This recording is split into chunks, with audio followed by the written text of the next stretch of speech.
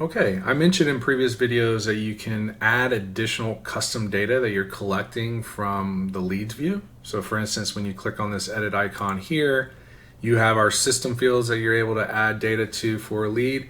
But what if you want to add additional custom fields here that you want to collect data on? To do that, you're going to go over here to, click on templates or under controls, templates, data, data fields.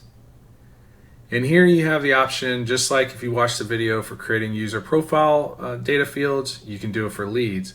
Now, one thing to note, if you're not in all workspaces, you're not going to see all the ones that you built for specific users, right? You're only seeing what's inside of a workspace, and I'll explain that in just a second.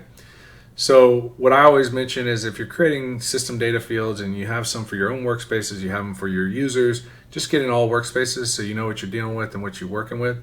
In this case, I'm in all workspaces. I'm going to click on create data field. So when you create data field, the name is the label, right? So inside the edit profile or edit lead, you see the name such as first name, last name. That's what name is. So in this case, I'm going to set up, maybe we want to collect the GMB profile from every lead, have that as an option of putting that in. Next, type. So this is where you're going to select leads. So we have all these different options here, but leads is the one you're going to select, so it associates with the lead. And then input type. So we have all these different input types, from text areas to drop downs to checkboxes to single file uploads, multiple file uploads. In this case, I'm just going to do text input.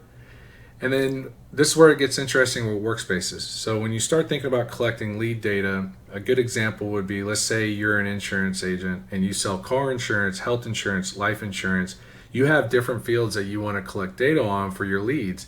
And you don't want to see all of those fields every time you go inside of your leads view. So if you're setting up custom fields for yourself, because workspaces are essentially associated with you and how you organize your assets, and you have workspaces set up, such as life insurance workspace, a health insurance workspace, or a car insurance workspace, this is where you create those fields and assign them to a workspace. If you're setting up a CRM configuration for your users, so you may have a health insurance role for agents who sell health insurance, you may have a life insurance role for agents who sell life insurance, and you may have a car insurance role that are associated with car insurance reps or agents, right? So in those cases, you would create roles, and you're creating data fields for those roles so they see those options in their leads. In that case, this is what I'm doing. I'm creating a data field for a user role. So you will not select a workspace. Workspaces are for you, so if you leave this blank, you'll have an option of selecting a user role. So I'm going to hit add, and so at this point I can go into that new field that I've created. And just like the user info option, I have the option of creating a group. So this group will group all my questions that I want, or additional data that I want to collect. And to do that, you just click on here and you can select whatever you've set up prior. So in this case, I have an additional details already set up, and I think that will be just fine. I'm going to select that. I can also choose an icon if I want, and it automatically puts this in the first default sort position. So you can change the sort position as you build these out. And the next is the role access. So what's important here is I'm configuring a data field, not for myself, I'm the system admin, I'm creating a data field for that role, for that user role. And so those users are the only ones that are going to see these data field options.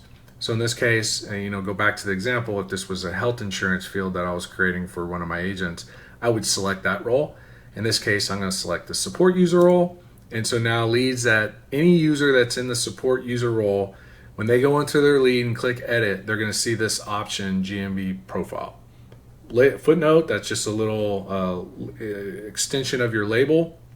And in addition, in default text, that's the placeholder that you can fill out. I'm going to leave these blank.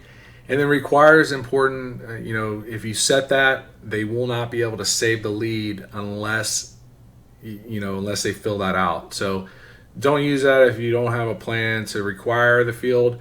In this case, I'm not going to require it.